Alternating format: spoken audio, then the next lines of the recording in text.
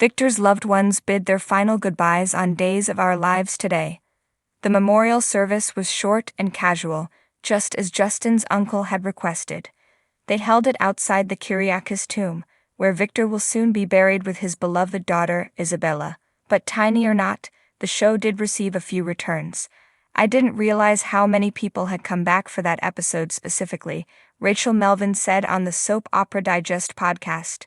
And that didn't alter until she arrived at the memorial set. Everyone had to stay in their dressing rooms because COVID protocols were still in effect. I had no idea any of these people were present until we all got on stage. While we did see the return of Melvin's Chelsea and Jen Lilly's Theresa, there were still some familiar faces missing. Surely more people from the town could have attended. Except for Kate, none of Victor's ex-wives had survived. Neither Carly nor Nicole, who was still in town, were available.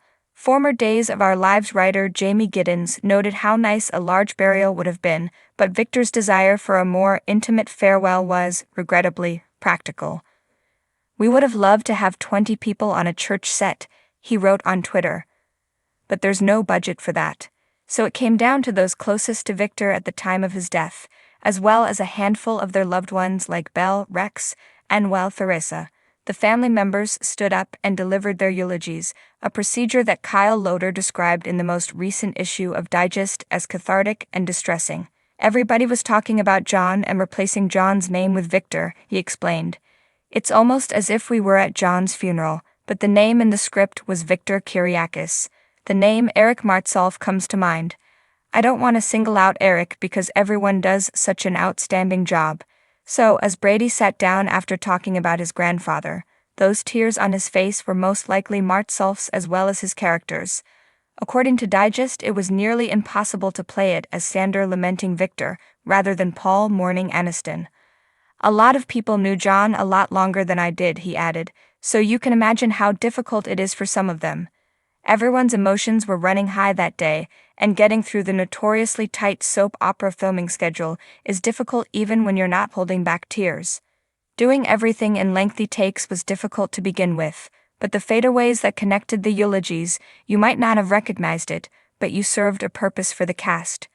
Melvin revealed on Digest podcast that she'd been requested to bring Chelsea back for the episode, that she'd gotten the material, and that she'd found only before going to bed the night before that she had a full funeral monologue to memorize. "So, at 8 o'clock at night," she explained, "knowing I had to get up at 4 a.m., I'm trying to memorize everything. Fortunately, the writing was excellent. It's just so much easier to stay in your head when the writing is fantastic." That being stated, her call time was at 6:30 a.m. the following morning, and she needed to be ready to move and deliver this eulogy, which meant I had to perform in front of my acting peers. And that was her biggest worry. Rather than avoiding it, Melvin confronted it, standing at the front of the memorial service and stating, "I want you all to know this is my biggest fear in life, and I didn't get this monologue until last night, so please, please be gentle." And everyone was very encouraging. It started with everyone clapping after each eulogy, so the fade-outs between eulogies and scenarios allowed everyone to show their support, cheer, and gather their thoughts before moving on to the next individual. In the end, the funeral may have been a waste of time. Thanks for watching this video.